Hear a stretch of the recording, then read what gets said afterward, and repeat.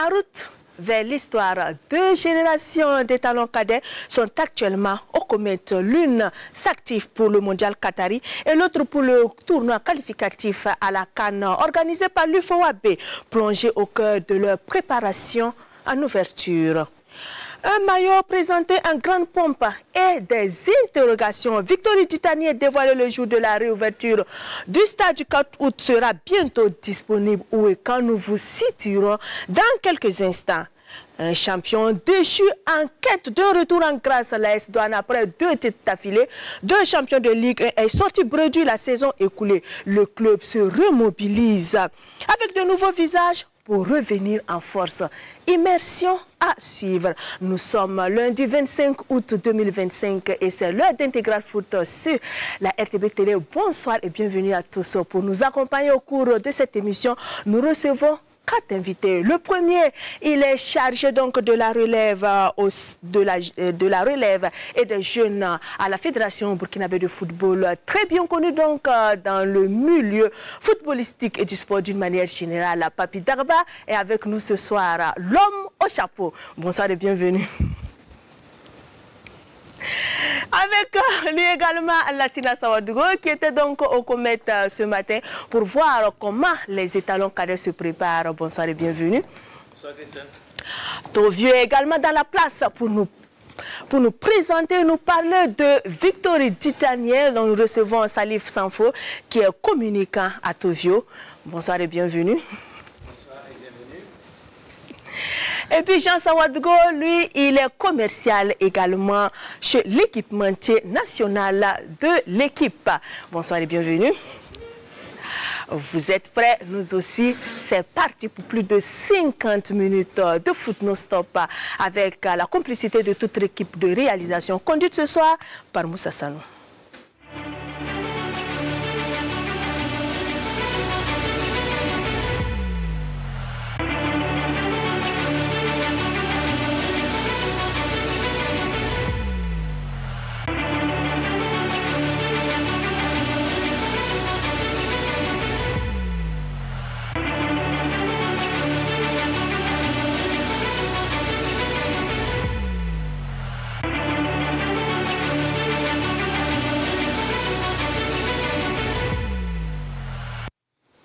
Nous allons tout de suite donc aux comètes pour voir comment les étalons se préparent, non seulement pour le mondial qatari, mais également pour le tournoi de l'UFOAB.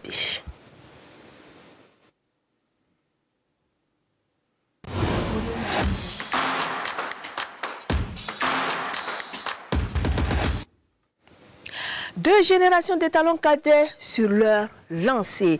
Pendant que les uns se préparent pour la Coupe du Monde au Qatar, les autres voudraient arracher une place qualificative pour la prochaine CAN de leur catégorie. Toutes ces 2 sélections se retrouvent aux comètes pour être au taquet de leurs échéances. L'équipe mondialiste est conduite par Oscar Barrow et celle africaine par Moussa Sanogo Falcao. Préparation croisée avec Maneka Yen et Lassina Sawadougou. Ce lundi matin, les étalons cadets entament une course pour un travail foncier avec des séquences alternées. Une course qui a pour point de chute la Coupe du Monde au Qatar en novembre prochain. Nous sommes en train de travailler sur l'aspect physique notamment, parce qu'on n'aura plus une semaine de repos, donc on va maintenir cet aspect. Et nous allons également travailler sur l'aspect tactique, beaucoup d'aspects tactiques, et voir d'autres possibilités de jeu, notamment changer de système, parce que nous allons tomber sur des équipes très fortes. Ça joue encore.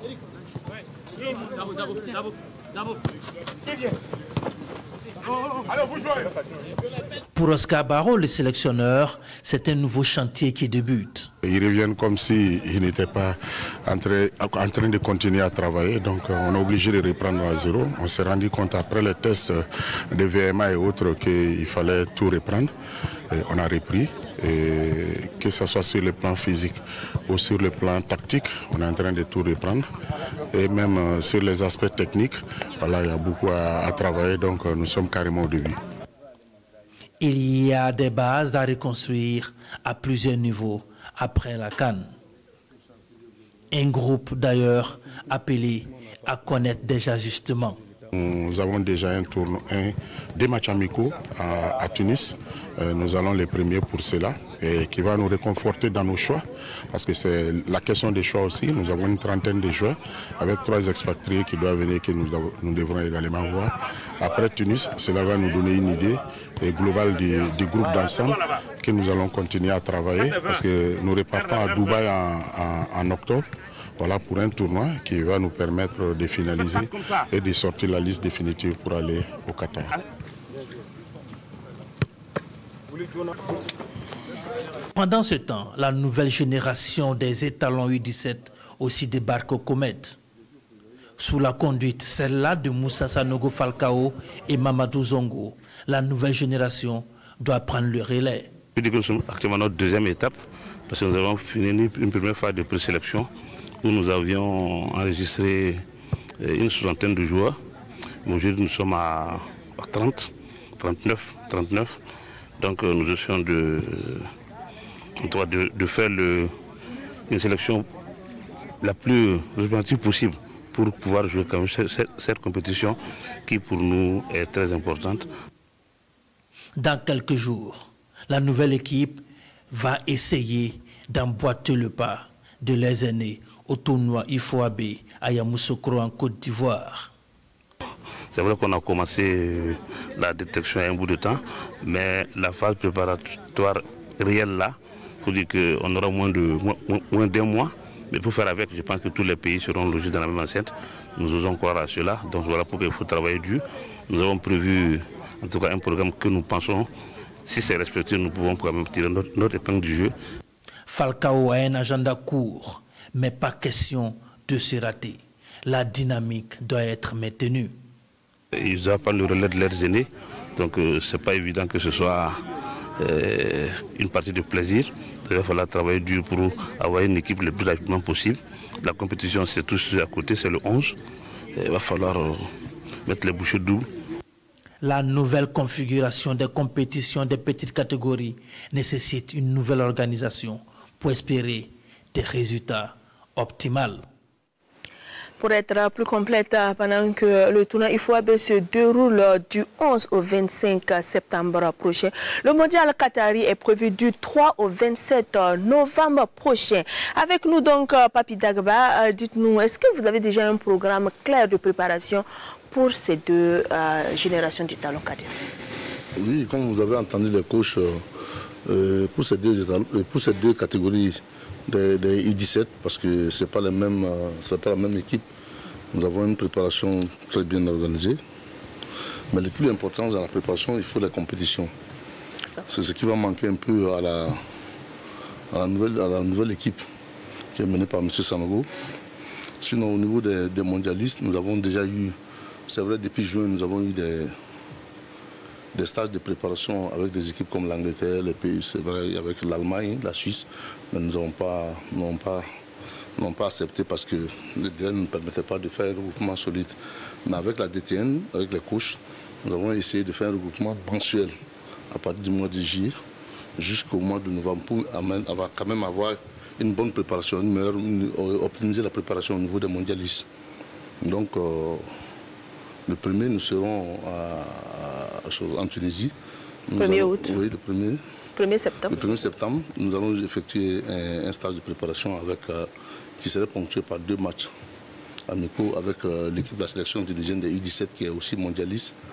Ensuite, nous viendrons à Ouagadougou continuer pendant 2 semaines la préparation ici avec des matchs amicaux encore avec les équipes internes.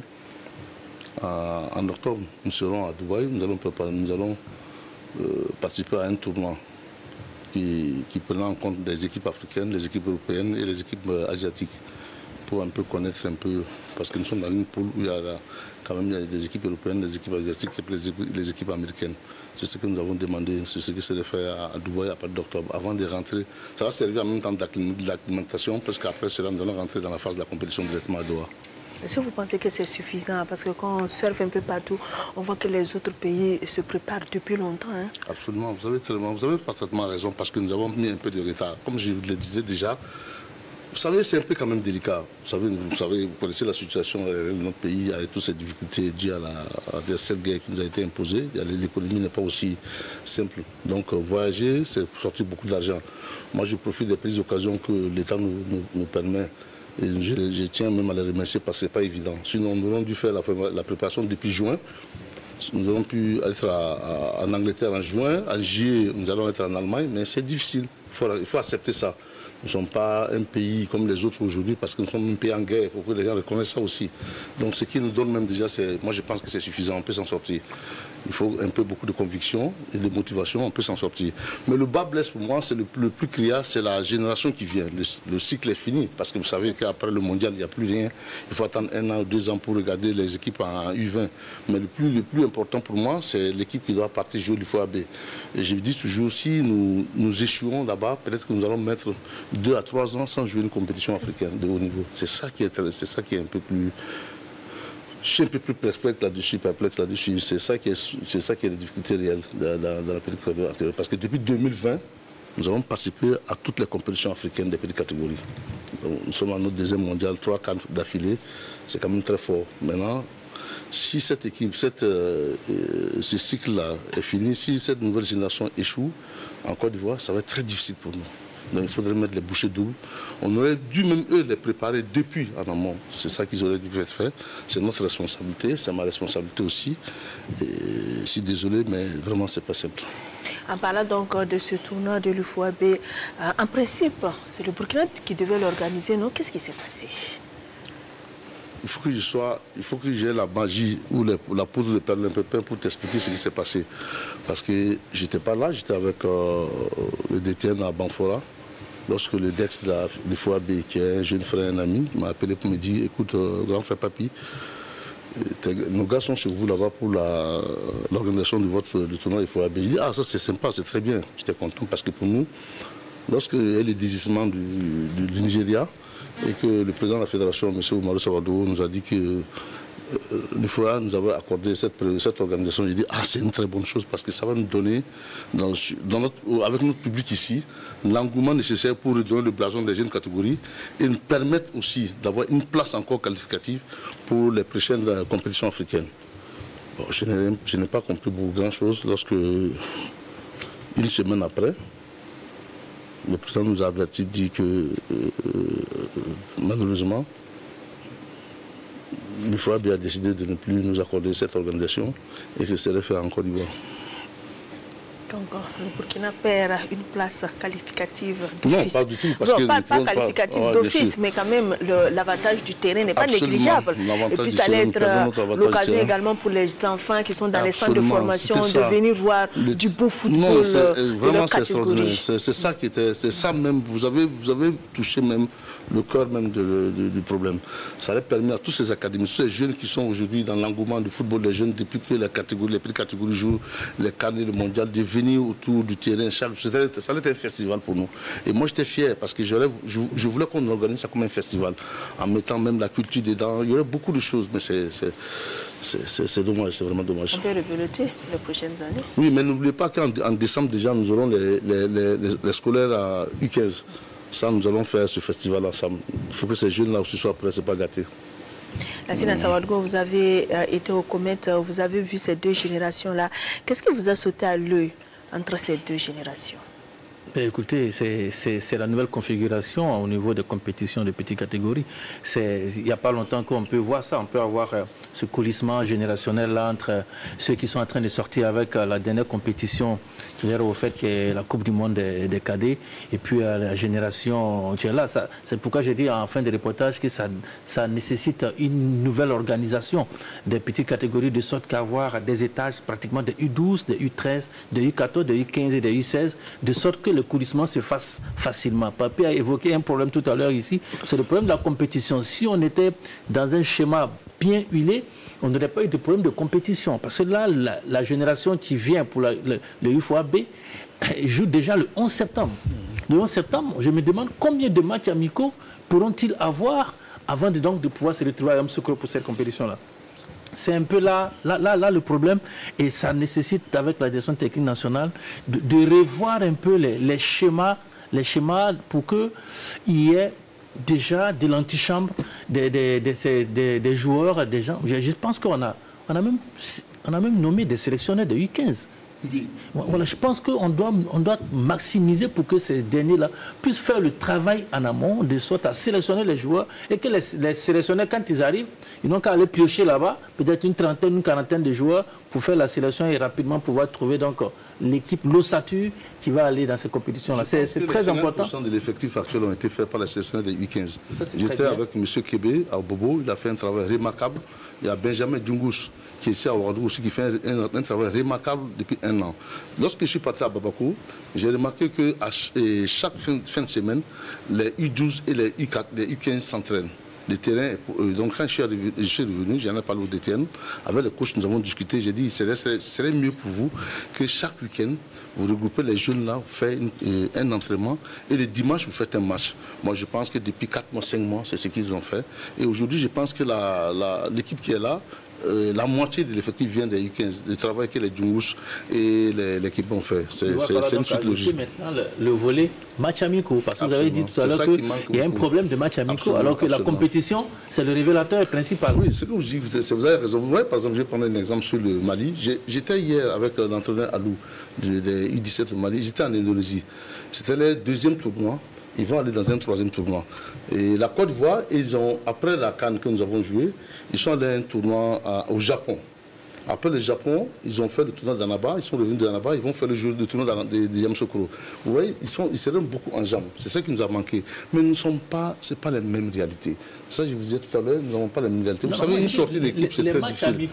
Lassina Sawadgo, s'il vous plaît, c'est pas Pitagua qui a la parole. Nous ne sommes pas dans une émission de débat. Merci beaucoup. Nous avons fait, il y a eu beaucoup de matchs amicaux. Je ne débat pas, on était de se compléter les équipes. Ce n'est pas un débat là. Non, mais vous le laissez finir et puis après vous prenez la parole parce que quand vous parlez en même temps, le téléspectateur a du mal à comprendre. Nous avons eu des matchs amicaux avec les équipes ici en interne, je l'ai déjà souligné. Même avec les Oscars, il y a eu beaucoup de matchs amicaux. Nous avons même joué contre les U17 du nouveau cycle de la nouvelle génération. Nous avons joué un match entre nous. À travers ce match, nous avons vu certains. Il faut que l'entraîneur améliore certains. Mais jouer entre nous ici et puis aller se confronter à nos adversaires, est-ce que c'est la même ténacité? Est-ce que c'est le même enjeu? Absolument, ce n'est pas le même enjeu. Vous avez parfaitement raison. Parce que lorsqu'un enfant, je vous dis la vérité, lorsqu'un enfant de cet âge, 16 ans, il sort, il prend un avion, il porte le maillot de l'équipe nationale, la fierté de son pays, le Burkina Faso. Il descend dans un autre pays. Lorsqu'il sort à l'entraînement devant un stade, il sait que derrière lui, il y a quelque chose qui l'attend. Il sait que devant lui, il y a une promesse, il y a un rêve. C'est différent. Je suis parfaitement d'accord avec vous. Vous savez, moi je tiens ici à remercier, je vous dis la vérité, l'ancien ministre des Sports, le docteur Sawadou Boukari. Je tiens à remercier ici le commandant Souabo. Depuis 2020, il n'était pas là. Mais lorsqu'il est venu, il a toujours fait de telle sorte que Papi et son équipe s'envolent pour avoir des matchs amicaux internationaux à l'extérieur. Je l'ai dit, il n'y aurait plus de complexe avec ces joueurs. La plupart du temps, ces joueurs sont complexés. Lorsque vous jouez des compétitions internationales, vous n'avez plus ce complexe-là. C'est ce qui a été fait. Aujourd'hui, si vous voyez, depuis 2020, le Burkina redore son blason. L'équipe mondiale des petites catégories, ce n'est pas vain. C'est parce qu'il y a un travail, il y a une organisation et il y a un rêve qui a été porté par ces jeunes et par la direction. La dernière fois, j'étais avec un membre de la FIFA, Gelson, un ami de Wenger. Il me disait, Papi, vous êtes au niveau au Burkina aujourd'hui, au sommet. Vous devez y rester. Il m'a dit ça. Vous devez y rester. C'est le rêve du Burkina, c'est le rêve de tous ces jeunes. Aujourd'hui, ça leur permet aujourd'hui de rêver, d'aller plus loin dans ces rêves-là. Et c'est ce que nous voulons. Mais c'est difficile. Ce n'est pas aussi simple que cela. Lassina Sawadgo, en Indonésie, on a beaucoup plus vu des individualités qu'une équipe collective. Je pense que Papi Dagba était en Indonésie. Vous avez commenté les rencontres du Burkina. Comment éviter ce piège-là pour cette génération des étalons cadets? Comment éviter ce piège? Moi, je pense que c'est déjà dans la façon de préparer les garçons. On prépare une équipe, on ne prépare pas des joueurs individuellement. Et c'est vrai que dans chaque équipe nationale, il y a des individualités qui peuvent émerger et c'est toujours important. Même au haut niveau, on le voit. C'est déjà d'avoir un groupe et je pense que c'est à force de travailler avec ce groupe-là, parce qu'ils ont déjà fait la CAN des cadets, ils continuent dans leur préparation pour le mondial. Et puis après, préparer les garçons. Parce que ce qui envoie ces questions d'individualité, c'est parce que derrière la compétition, on s'est dit non, on peut taper dans l'œil d'un recruteur pour pouvoir avoir un contrat et puis bon, changer sa vie. Et quand les différents propriétaires des centres de formation et tout le monde doit venir dire un mot à son joueur qui est là-bas, quand on lui dit que c'est ta chance de pouvoir émerger, il oublie qu'il est dans un collectif et qui doit faire en sorte que chacun puisse donner le meilleur de lui-même. Quand c'est le cas, vous verrez que, comme au Mali, 6, 7, 8 joueurs peuvent après se retrouver avec des contrats parce qu'on a travaillé avec les autres. Mais je pense qu'on a tiré les leçons, Papa Pierre est là, vous avez tiré les leçons donc de ce qu'on peut appeler ces petits couacs-là avec Oscar pour que désormais on parle plus collectif en premier et puis après individualité qui va suivre. Et on peut dire donc que ces jeunes cadets sont là dans l'antichambre des pros. Ils aimeraient donc faire leur preuve en tant que grands. Mais en attendant, donc, il faut qu'ils fassent leur preuve non seulement au niveau du tournoi de l'UFOAB, mais également à la Coupe du Monde. En attendant, on va ouvrir une fenêtre pour leur faire un clin d'œil, parce que certainement donc qu'ils porteront ce maillot soit en Côte d'Ivoire ou au Qatar. Ce qui est sûr, on vous situera dans quelques instants.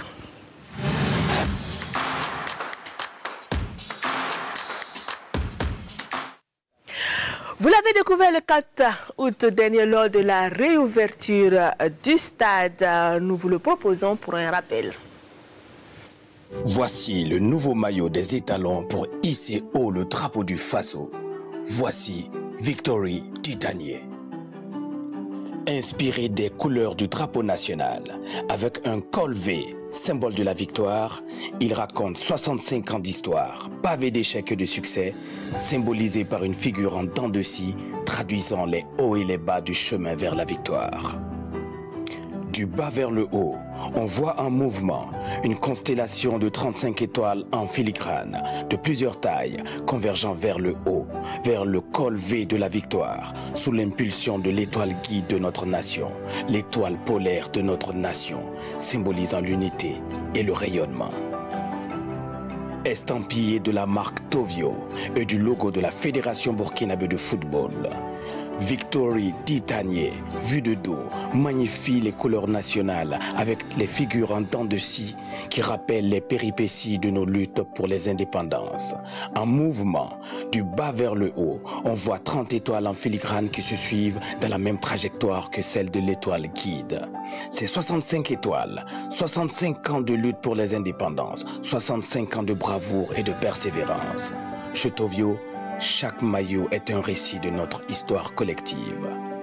Victory Titanier est la nouvelle armure de nos vaillants étalons à la conquête du sacre continental et mondial. Victory Titanier se décline en 3 couleurs, le blanc, le vert et le jaune. Victory Titanier, chantons l'hymne de la victoire, portons le maillot de la victoire. Victory Titanier, plus qu'un maillot, le symbole de l'union sacrée autour d'une nation debout pour la victoire.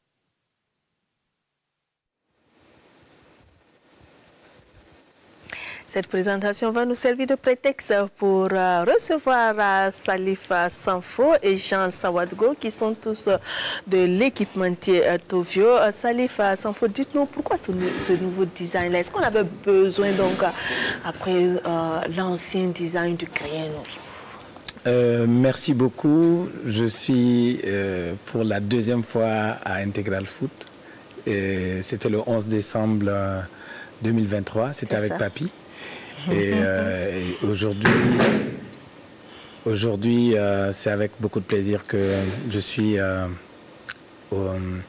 sur Intégral Foot. Alors, oui, parce que nous sommes à une année charnière et au regard de l'engouement qu'a eu Résilience Sportive et surtout de la fraude et de la piraterie qu'on a vécue, il était de très bon temps que nous puissions profiter justement du 65e anniversaire de Burkina Faso pour redonner une nouvelle armure à nos vaillants étalons. Voilà, donc Tovio aussi est toujours dans l'innovation. Si vous regardez depuis que Tovio travaille avec nos étalons, elle fait en sorte qu'en termes de design, à chaque fois, elle puisse proposer du nouveau aux supporters. Et on a eu, en tout cas, avec beaucoup de fierté, le maillot, en tout cas, intéressé beaucoup de gens, et que ce soit au Burkina ou à l'étranger. Et pour nous, Victory Ditanier, c'est un nouveau défi, c'est une nouvelle armure, c'est un nouveau symbole que nous souhaitons que tous les supporters des étalons, que les étalons eux-mêmes, et bien sûr que les Burkinabés d'ici et de la diaspora, les amis du Burkina nouveau surtout. Vous avez vu aujourd'hui le club des amis du Burkina ne fait que s'agrandir, le capital sympathie. Nous voulons justement qu'à travers Victory Ditanier, nous nous reconnaissons désormais, et que maintenant les gens sachent que les erreurs du passé ne vont plus se répéter, et que, en tout cas, en termes de répression et en termes de distribution, on a de nouveaux canevas qu'on a mis en place pour permettre à ceux qui veulent distribuer le maillot officiel de rentrer en contact avec Tovio pour pouvoir justement développer ce que nous appelons l'économie sportive à travers le football. Justement, on s'en inquiétait le 4 août dernier, je me rappelle très bien, parce que bon, vous avez donné le maillot à découvert comme ça au niveau du stade du 4 août, alors qu'il n'est pas encore disponible. On s'est même demandé si vous ne craignez pas la fraude. Quelles sont les mesures de répression que Tovio compte mener donc, pour lutter contre la fraude et la piraterie? Merci beaucoup. Il faut dire qu'on est dans un processus.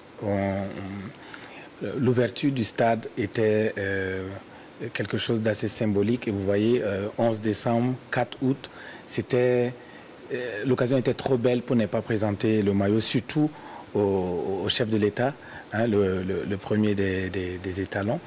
Et donc nous voulions faire en sorte que le maillot soit disponible d'ici septembre, donc avant le premier match au niveau de la cuvette du stade du 4 août. Donc actuellement, le travail les équipes travaillent d'arrache-pied pour que nous puissions avoir les maillots disponibles déjà pour ce match, parce que ce match va devenir... c'est dans quelques jours, hein? C'est le 9 septembre, le match contre l'Égypte. Exactement. Donc il faut que vous disponibilisez les maillots avant le 9, c'est-à-dire au plus tard le 5. Pendant que les étalons joueront contre Djibouti en Guinée-Bissau, il faut déjà que le maillot soit disponible. Les maillots seront disponibles, il y en a déjà qui sont disponibles. Et justement, Tovio veut aujourd'hui que des jeunes, des revendeurs puissent venir s'inscrire et développer ce qu'on appelle l'économie sportive. Logiquement, Tovio doit se positionner, et se positionne désormais comme un grossiste, et qui va maintenant permettre à des détaillants de venir sur un carton de 50 maillots, puisqu'on aura deux principales catégories, donc le moyen de gamme et le haut de gamme. On est en train de travailler sur une entrée de gamme qui va arriver bientôt, et éventuellement avant la CAN. Donc le maillot se vend à 15 000 et à 25 000, mais les revendeurs, ils l'auront à 12 500 et à 22 500. Donc ça veut dire que quelqu'un qui prend à 625 000, il peut, sur 2, 3, 4 cartons, se faire une marge d'1 million, 2 millions, qu'il peut demain réutiliser pour son projet personnel. Parce que vous savez, les compétitions, c'est juste 1 mois ou 2 mois, mais ça permet de développer une économie qui peut permettre aux jeunes qui vont justement faire, en tout cas, cette aventure avec Tovio, de pouvoir financer leur propre projet. Et nous souhaitons justement que les points de vente ne soient pas forcément localisés seulement à Ouagadougou, que dans les 13 provinces, que dans les pays de la diaspora, parce qu'on a une forte communauté burkinabé qui grossit un peu au niveau de la diaspora, et puis la demande se fait de plus en plus forte, que les uns et les autres puissent avoir on va dire quoi, une sorte de franchise de Tovio pour pouvoir revendre Victory Ditanier.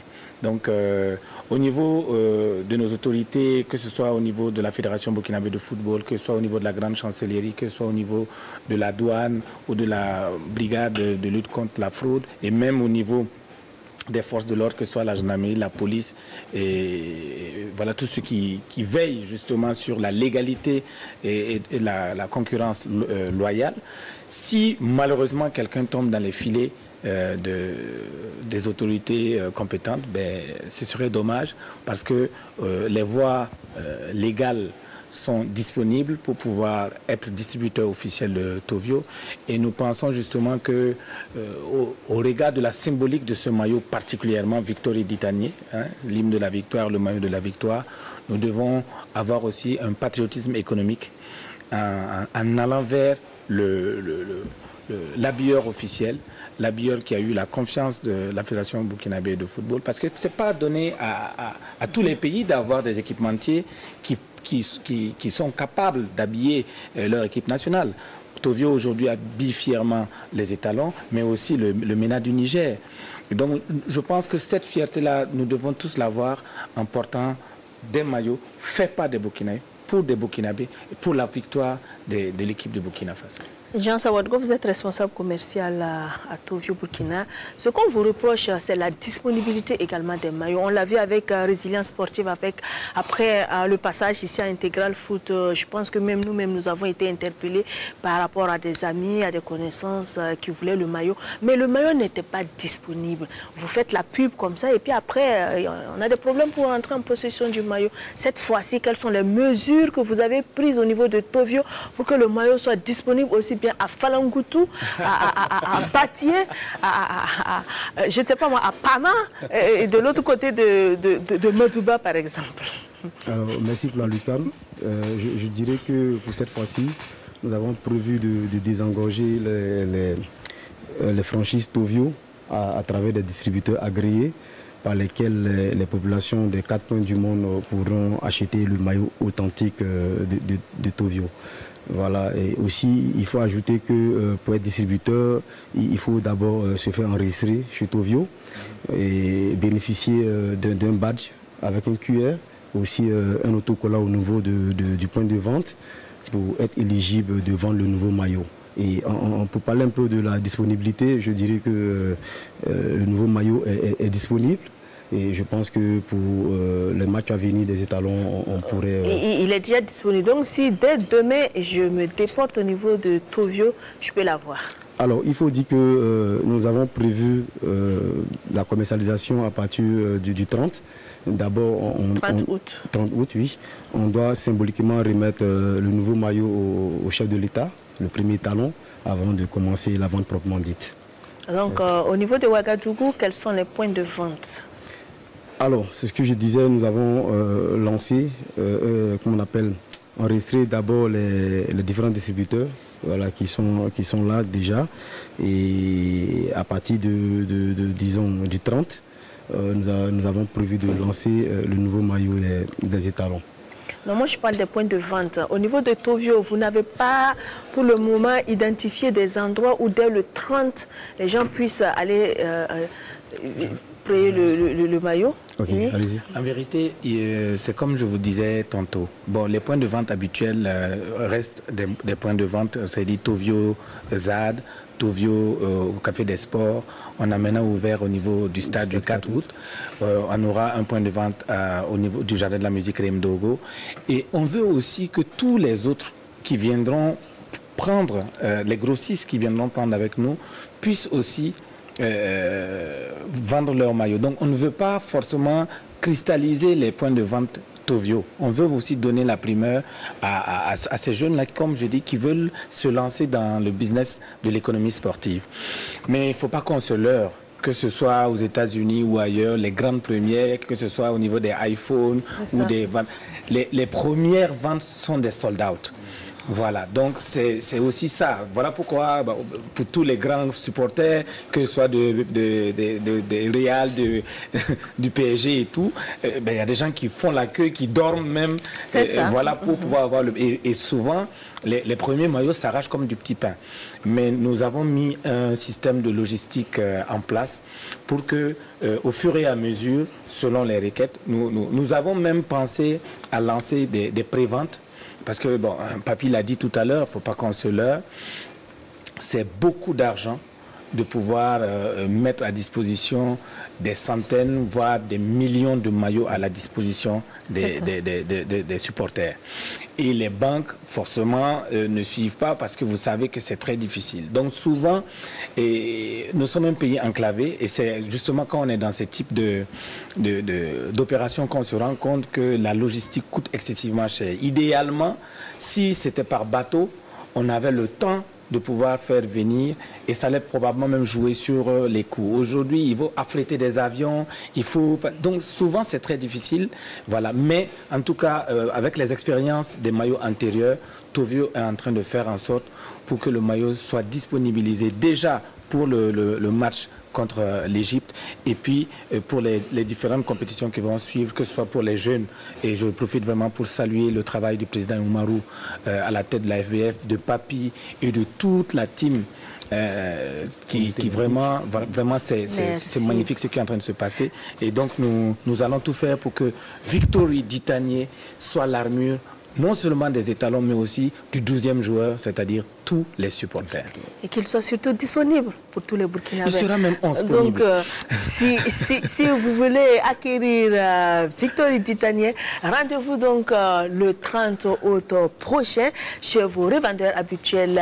Et puis, menez-vous donc d'une contribution de 15 000 francs pour le moyen gamme et puis 25 000 francs pour le haut de gamme. Merci à Salifa Sanfo, qui est communicant de Tovio, et à Jean Sawadgo, donc responsable commercial à Tovio. On espère qu'on va vous recevoir pour une prochaine édition pour nous parler beaucoup plus de Victory Ditanier et puis pour nous dire quelles sont les conditions pour quelqu'un qui voudrait donc floquer le maillot Victory Ditanier à son nom. Merci beaucoup. On va continuer avec Lassina Sawadgo pour voir avec lui quelles sont les nouvelles donc de nos internationaux.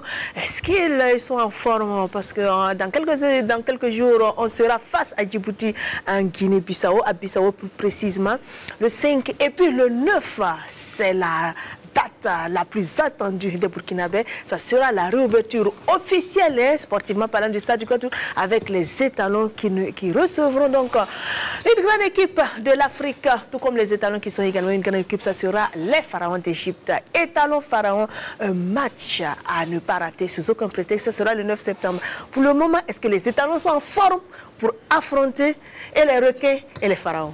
Oui, Christelle, merci. Vous parlez, c'est vrai que la fenêtre écho des pros à présent. Et comment ne pas commencer cet écho des pros par l'Angleterre? L'Angleterre, parce que notre plus grand succès de ce week-end nous vient du plus grand championnat du monde. Oui, on l'attendait pour ses débuts avec Brentford. Christelle, le joueur désormais le plus cher du football burkinabé s'appelle Aboubakar Dango Ouattara, a été vendu de Bournemouth à Brentford pour 40 millions d'euros, soit près de 32 milliards de francs CFA. Ça aurait bien fait les affaires de Tovio pour la vente de Victory Ditanier. Alors, Dango Ouattara a offert surtout la victoire à Brentford devant Aston Villa, l'ancien club de Bertrand Isidore Traoré, à domicile. C'était la première de Dango à domicile, 1-0. Et Christelle, c'était la meilleure façon pour Dango Ouattara donc de débuter son aventure avec son nouveau club, les Bees de Brentford. Et puis, l'autre nouvelle sur laquelle on peut mettre de l'espoir, c'est Issa Kaboré, qui est toujours propriétaire de Manchester City, mais qui véritablement est convoité par Southampton, un club en deuxième division anglaise. Et on espère surtout qu'Issa Kaboré, le latéral, voilà, championship, le latéral droit, pourra donc signer un contrat avant la fin du mercato. Du côté de la Bundesliga à présent, Edmond Tapsoba, un début morose du Bayern Leverkusen, le vice-champion d'Allemagne avec Edmond Tapsoba titulaire, est tombé à domicile face à Offenheim. 2 buts donc à 1. Et puis, on a aussi une autre nouvelle, c'est Irie Syriac, qui est maintenant le joueur de Fribourg. Fribourg, malheureusement, tombé aussi 2-1 ce week-end face à Augsbourg. L'ancien joueur de Real du Faso est rentré à la 60e minute de jeu. Et puis, bonne nouvelle, c'est le retour de Sacha Bancé à la compétition.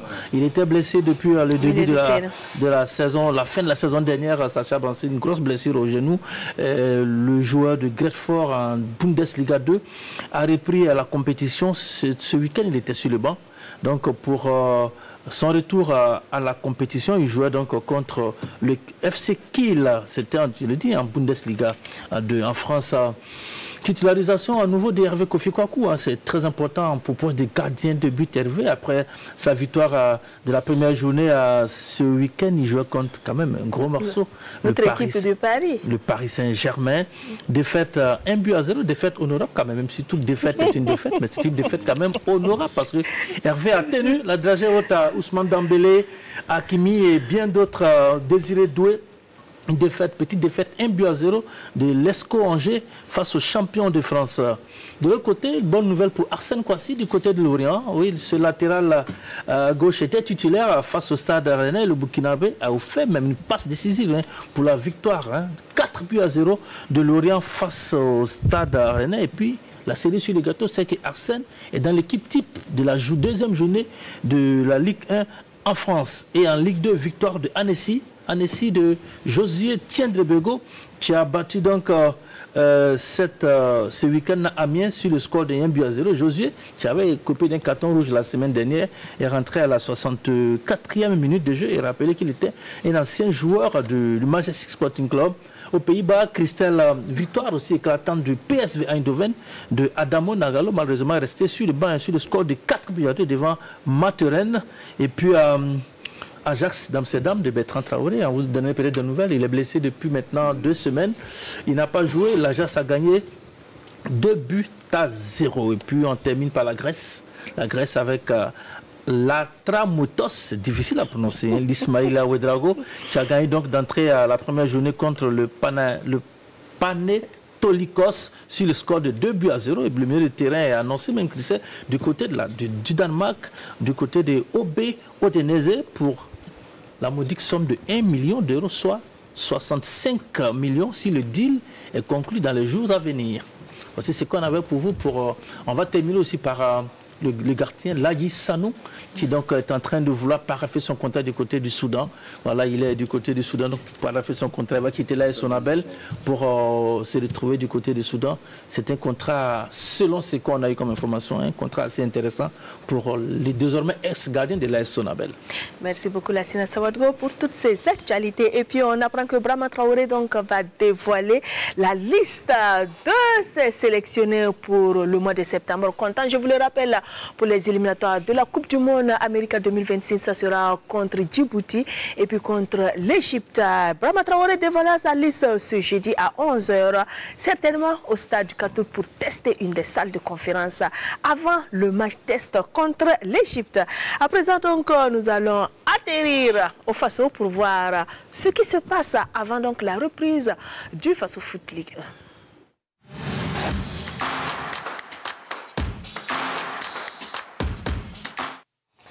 Les clubs du Faso Foot League attendent impatiemment le retour sur les terrains pour le moment, l'heure à la préparation, au travail de fond pour tenir le rythme. L'USFA, en plus de la Ligue 1, jouera la Coupe CAFA et elle a initié donc un tournoi. Et ce soir même, l'USFA qui était opposé à CDF Aknour a pris le dessus sur son adversaire. 3-0 de bon augure pour la suite de ce tournoi.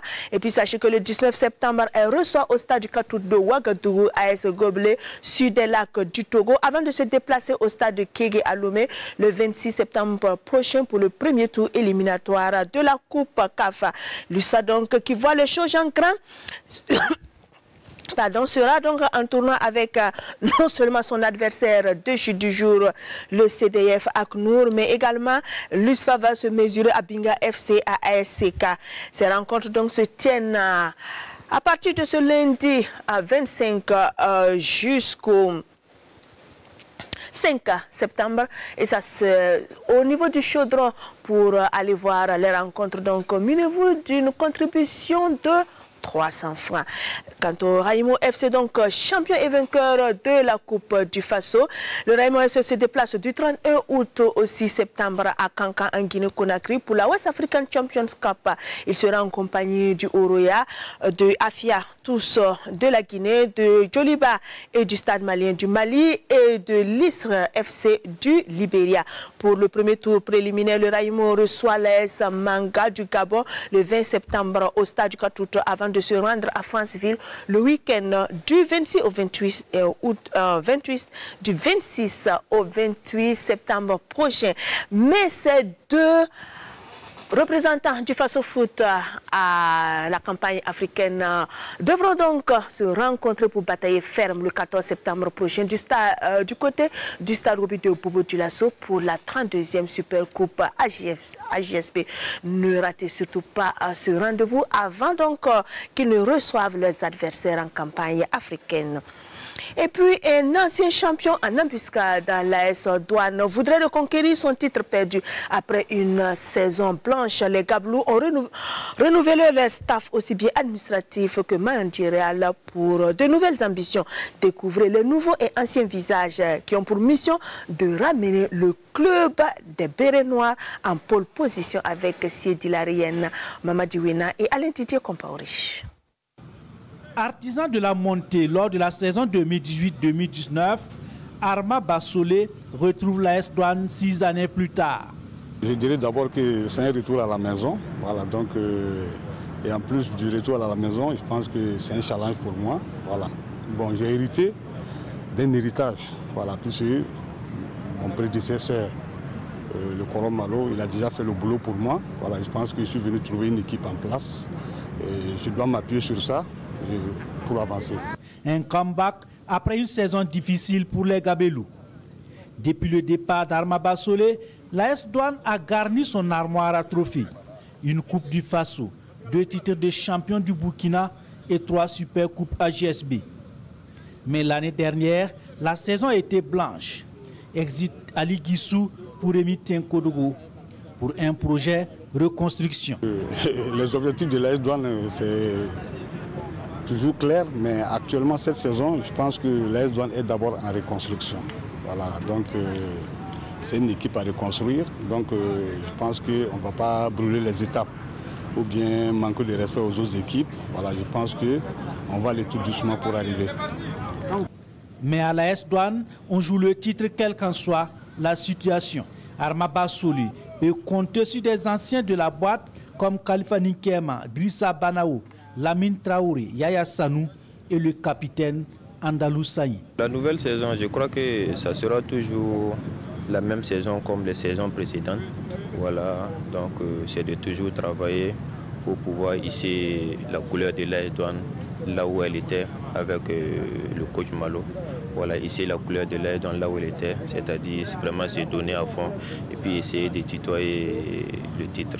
Il y a une très bonne équipe, voilà, les nouveaux qui sont arrivés, voilà, il y a de bonnes choses qui se passent ici. Voilà, je pense qu'avec le temps, avec ce que le coach nous montre chaque jour, je pense qu'on peut faire une très bonne saison avec l'équipe là. Côté recrue, Ousmane Siri de la SFB est la figure de proue des joueurs qui rejoignent la maison jaune et bleue. Vu que j'ai commencé l'entraînement aujourd'hui, je sens que l'ambiance est bonne dans le groupe et puis on a un bon effectif. Arma Bassolé promet d'autres recrues, surtout sur le plan offensif. Bon, on n'est pas à 100% d'abord, je pense que la liste n'est pas close. Voilà, donc nous sommes toujours à la recherche. Voilà, je pense que d'ici le démarrage du championnat, je pense que vous allez retrouver une équipe de l'AS Douane au top niveau. L'AS Douane 2025-2026 est une nouvelle équipe dirigeante, un nouveau staff, une équipe remaniée à 70%. Mais les Gabelous rassurent, l'AS Douane sera compétitive et compte jouer les premiers rôles cette saison. On est dans les pôles nord. Papi Darba, nous sommes de retour sur ce plateau. Est-ce que vous avez vu des visages rassurants au niveau de l'AS Douane? Est-ce que cela vous rassure ou bien vous êtes plutôt dubitatif pour le club des Gabelous pour la saison qui commence? Non, vous savez, forcément, les Gabelous vont ce ne serait pas le même cycle que le cycle de mon ami le président Guissou. C'est différent. Guissou sincèrement, il était vraiment passionné. Et il avait monté une équipe, il a mis du temps, il a monté une belle équipe aussi, ça a atteint la fin du cycle. Donc il y a une nouvelle équipe qui est venue avec Dera, le président Dera. Je pense qu'il peut faire quelque chose, mais pas aller au devant cette année. Il va prendre la mesure des choses avec le Bassoli qui est coach, c'est un très bon coach aussi. Et à la suite, il verra ce qu'il pourrait faire, les changements qu'il peut apporter. Ce serait bien pour lui. De toute façon, ils ont les moyens pour le faire, ils ont les moyens de recruter des bons joueurs. Avec le temps, avec un bon management, ils pourront toujours jouer le haut du tableau. Ça, c'est tout à fait normal. Une équipe donc à suivre. Le championnat U16, une révélation de pépites a fait des heureux du côté de Bobo Dioulasso. Plus de 200 matchs ont été disputés par les enfants. Le champion, l'AST, a calé devant Focus lors de l'ultime journée sur le terrain des écoles Sarfalao à Ebe. Hassan Kourabou, Sayouba Mamboue. La tradition a encore été respectée à la Ligue régionale de football professionnel du Guirico. Les membres et sympathisants de cette fêtière sont réunis pour l'Assemblée générale, cadre privilégié par excellence pour faire le bilan de la saison sportive 2024-2025 afin de mieux se projeter vers l'avenir. Et en termes de bilan, le résultat est satisfaisant. Au cours de cette saison, nous avons eu un renforcement des capacités de certains acteurs du football de la Ligue. Il y a eu le renforcement des capacités opérationnelles de la commission médicale.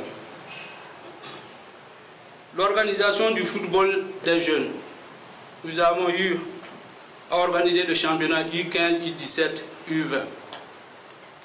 Surtout le renforcement du football amateur, notamment l'organisation de la Ligue 3, qui, je peux dire, a été une première avec près de 15 matchs chacun pour toutes les équipes de Ligue 3.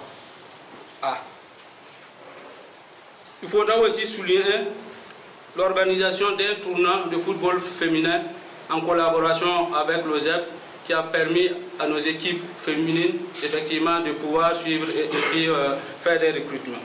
En sus, les représentants de la Ligue du Guirico se sont bien comportés durant cette année sportive 2024-2025.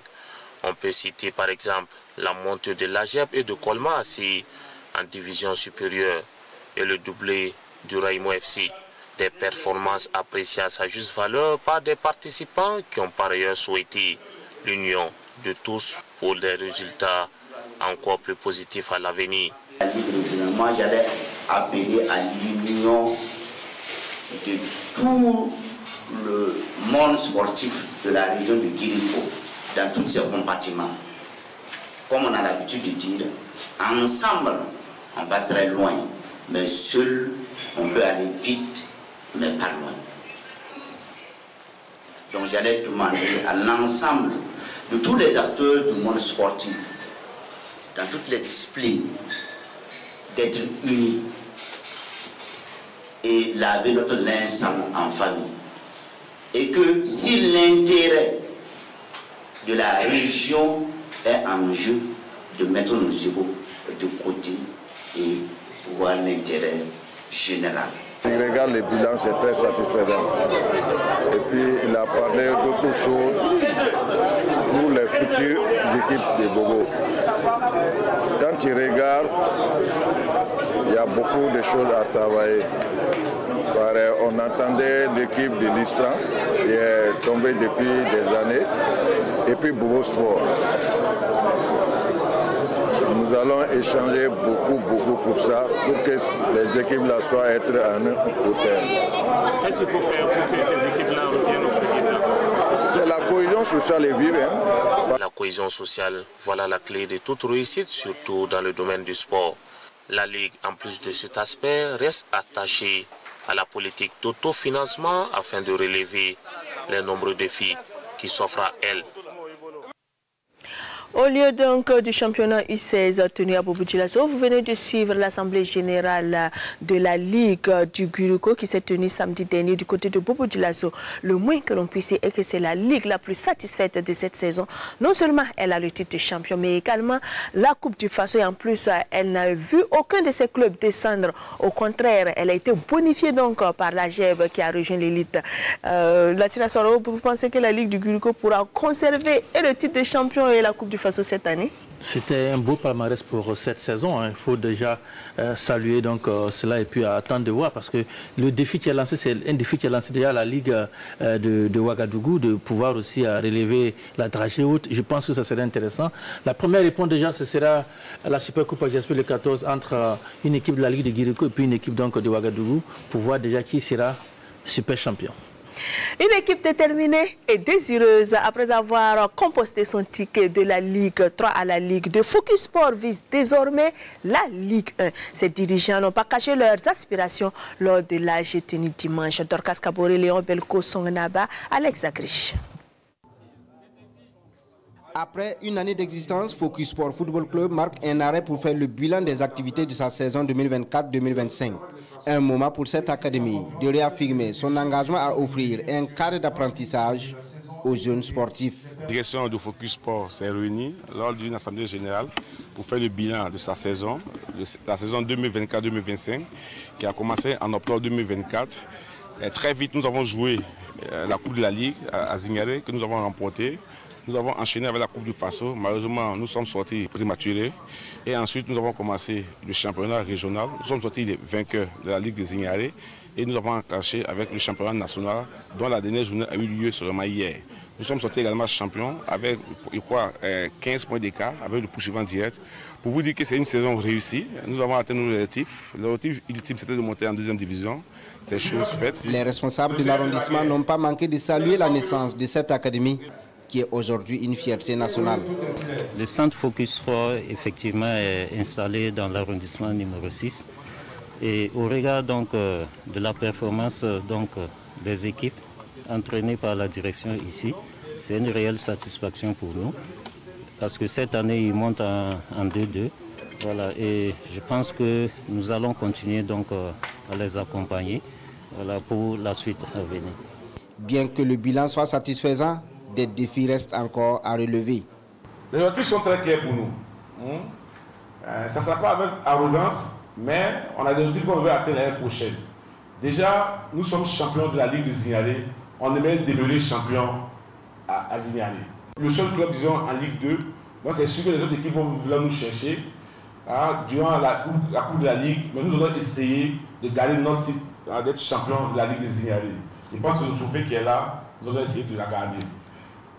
La montée en D1, c'est l'objectif ultime, c'est d'arriver le plus tôt possible en D1. Si le coach de la sur l'équipe fait le miracle, on monte l'année prochaine, alhamdoulilah.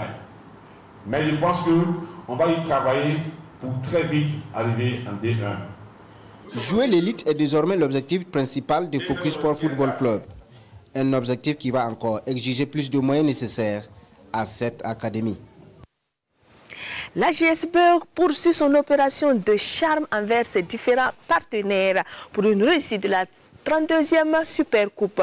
Ce lundi soir, Ibrahim Diallo et son staff ont été reçus en audience par le ministre de l'Habitat et de l'Urbanisme, Mikaïlou Sidibé. Vendredi, la GSB était au ministère de l'Environnement, de l'Eau et de l'Assainissement. Avec Roger Barrault, les deux parties ont réaffirmé leur volonté d'un partenariat durable. Achille Soumé, Alex Agrish. Dans la perspective de la 32e Supercoupe AGSB, l'Association des journalistes sportifs du Burkina multiplie les rencontres avec les partenaires institutionnels. Dans la matinée de ce vendredi 22 août, la délégation conduite par le président Ibrahim Diallo est donc dans les locaux du ministère de l'Environnement, de l'Eau et de l'Assainissement. Vous savez, l'environnement aujourd'hui et le sport doivent faire bonne combinaison pour pouvoir donc travailler ensemble pour le développement durable des populations et du pays. Et je pense que nous sommes venus aujourd'hui pour entrer dans cette dynamique-là, de pouvoir travailler à ce que nous vivions de façon plus saine à travers un environnement protégé, un environnement sain, Et vous le savez, un sportif aussi a besoin de cet environnement-là pour pouvoir donc évoluer. Et nous sommes venus aussi pour demander au ministre de nous accompagner pour la 32e Super Coupe AJSB et toutes les activités qui vont arriver très bientôt. L'objectif est clairement affiché. Mobiliser les ressources nécessaires afin d'offrir au public une édition à la hauteur des attentes. On insiste, faites autrement les choses. Voilà, mais si vous restez classique, ça ne va pas attirer. Nous sommes toujours dans la mobilisation des ressources et nous invitons donc les partenaires à continuer donc à venir et à participer à leur manière. Donc, la participation n'est pas seulement financière, il y a des contributions en nature, il y a en tout cas une participation simplement active de chacun pour que cette super coupe-là soit la plus réussie. L'audience de ce vendredi s'inscrit dans la dynamique d'un dialogue constructif entre la JSB et l'institution publique avec pour ambition de conjuguer sport, communication et sensibilisation pour une population plus écologique. La 32e Super Coupe est prévue le 14 septembre au stade Robidio Bobo Dioulasso entre le Raimo FC et l'USFA. Merci donc à Salif Sanfo qui est communicant à Tovio et à Salif à Jean Sawadgo qui est le responsable commercial de Tovio. Nous vous rappelons donc que Victory Titanier sera disponible à partir du 30 août prochain et pour l'avoir, il faudra donc débourser 15 000 francs pour le moyen de gamme et puis 25 000 francs pour le haut de gamme pour espérer donc porter Victory Titanier pour soutenir les étalons qui vont se déplacer du côté de Bissau pour affronter Djibouti et puis donc recevoir l'Égypte au stade du 4 août de Ouagadougou. On voudrait que tout le stade soit en Victory Titanier pour pousser les étalons à la victoire et se repositionner donc dans ces éliminatoires de la Coupe du Monde 2026. Merci également à Papi Dagba qui est donc le responsable de la relève des jeunes au niveau de la Fédération burkinabé de football. Il se prépare avec 2 générations de cadets pour l'UFOAB, le tournoi de l'UFOAB qualificatif à la CAN de leur catégorie et puis au mondial Qatari où ils ont un programme clair pour que les enfants soient bien en jambes pour représenter valablement le Burkina lors de ce rendez-vous mondial. Merci également à la sénateur pour tous ces éclairages. Sachez que le CHAN continue sans ces 3 pays co-organisateurs tombés en quart de finale. Le Kenya, après un but partout contre Madagascar, s'est incliné au tir au but 3-4. La Tanzanie a été domptée par le Maroc 0-1. L'Ouganda a été défait par le Sénégal, tenant du titre 0-1. Le Soudan a surpris l'Algérie 4-2 après un but partout. Ce mardi, les demi-finales opposent à 15h30 Madagascar au Soudan et à 18h30 le Maroc au Sénégal. Ces rencontres sont à suivre sur la RTB Zénith Canal 2, disponible également sur la TNT. Merci à vous pour votre attention, votre fidélité. Excellente suite de programme sur la RTB Télé. Vive le sport, vive le football, vive les étalons. Merci.